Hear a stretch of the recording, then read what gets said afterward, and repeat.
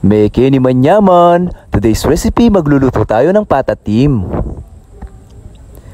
Sa ating kawang magisa na tayo ng mabangong bawang, at then ilagay na natin yung ating sugar, caramelize lang natin. Sunod natin ilalagay yung ating sibuyas, hayaan muna natin mag-translucent, then nilagay na natin yung ating star anise. Saute lang natin mga ka-chefy. Sunod natin ilalagay yung ating nalinisang pata ng baboy. Isison lang natin ng salt. Ayan, depende na lang sa inyo mga ka-chefy kung gaano karami ang ilalagay nyo ng salt. Then ilagay na natin yung ating crushed black pepper to taste. Ngayon, ibuhos na natin yung ating tubig. Kalahati muna ng ating kawa. Mamaya, dagdagan natin. Sunod, ilagay na natin yung ating soy sauce. Depende na lang sa inyo kung gaano karami. Then ilalagay na natin yung ating oyster sauce.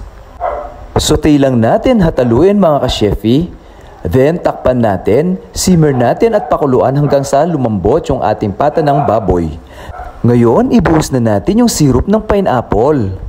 Then, ibuhos na rin natin yung carbonated drink o yung ating Sprite. Sa isa pang kawa, isote na natin yung ating pineapple. Yan, ilagay na natin sa ating pan. Tapos, sprinkle natin ng sugar at i-caramelize natin hanggang sa mag-slightly brown o golden brown yung ating pineapple. Pagkaraan ng ilang oras na pagpapakulo at pagpapalambos sa ating pata ng baboy, ayan, tusok-tusukin lang natin para malaman kung malambot na.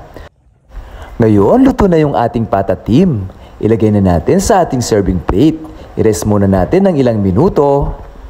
Sa pinagpakuluan or yung sauce ng ating patatim, i-blanch na natin yung ating pechay. Then, ilagay na natin yung ating slurry, yung ating pampalapot. Ayan, haluin lang natin at simmer natin hanggang sa makuha nating right consistency ng ating sauce. Tapos, ibuhos na natin sa ating patatim yung ating sauce. Ayan, mga ka-chefy, kanyama na po. Medyo malapot-lapot siya yung kakatamong patatim sauce. Ang asin at sauce ang pangunahing nagdadala sa ating patatim. Then, ilagay na natin yung ating na-blanch na pechay.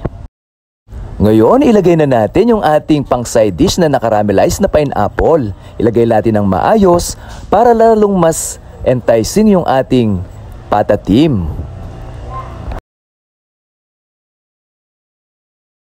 Ready to serve na yung ating patatim, served with caramelized pineapple and blanched pechay. Meke ni, manyaman, manganta na po. Ayan, ibuhos pa natin yung ating sauce. Aside from patatim, meron pa tayong nilutong chicken adobo and pansit canton. Thank you for watching.